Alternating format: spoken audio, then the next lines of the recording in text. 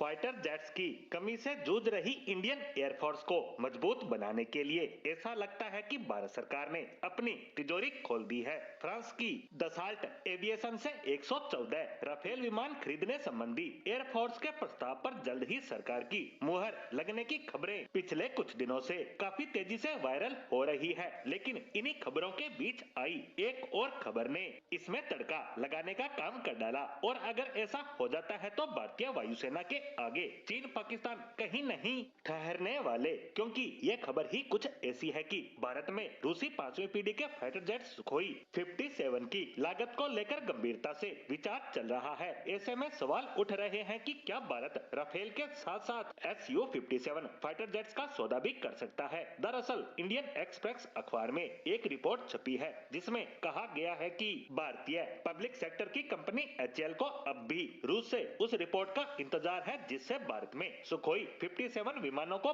बनाने में खर्च का आकलन किया गया है। सुखोई 57 को लेकर अभी तक कोई फैसला नहीं लिया गया है और यह रिपोर्ट इसी माह HAL को मिलने की संभावना है, जिसमें HAL को बताया जाएगा कि इस प्रोजेक्ट को देश में शुरू करने में कितना खर्च आएगा। यहाँ एक बात भी समझने की जरूरत है कि भारत पहले से ही सुखोई श्रेणी के विमानों का निर्माण कर रहा है। रूस के साथ वर्ष 2000 में हुई एक डील के तहत भारत में ही 250 से अधिक सुखोई 30 MK फाइटर जेट का निर्माण किया जा चुका है, जो कि एक पावरफुल चौथी पीढ़ी का विमान है जिसके लिए तैयार किया गया इंफ्रास्ट्रक्चर आज भी मौजूद है। और पिछले दिनों Su-57 को लेकर रूस की एक टीम भारत के दौरे पर आई थी। उस टीम ने कहा था कि भारत में इस फाइटर जेट के निर्माण के लिए करीब करीब 50% सुविधाएं पहले से मौजूद है, क्योंकि Su-57 भी Su-30 के ही प्लेटफॉर्म पर बनाया गया विमान है। ऐसे में हमें ज्यादा परिवर्तन करने की आवश्यकता नहीं होगी, मात्र कुछ अपग्रेडेशन करना होगा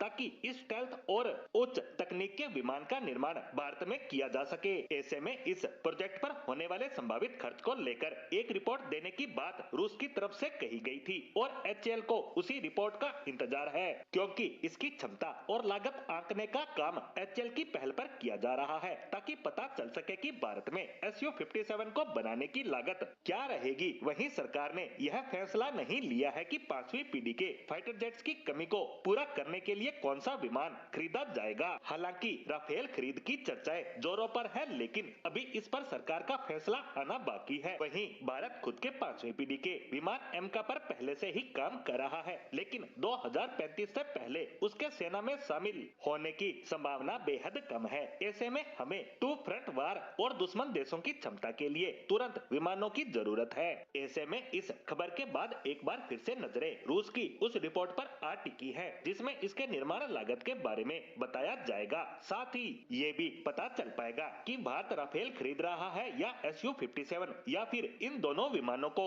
खरीदने का मन भारत बना चुका है।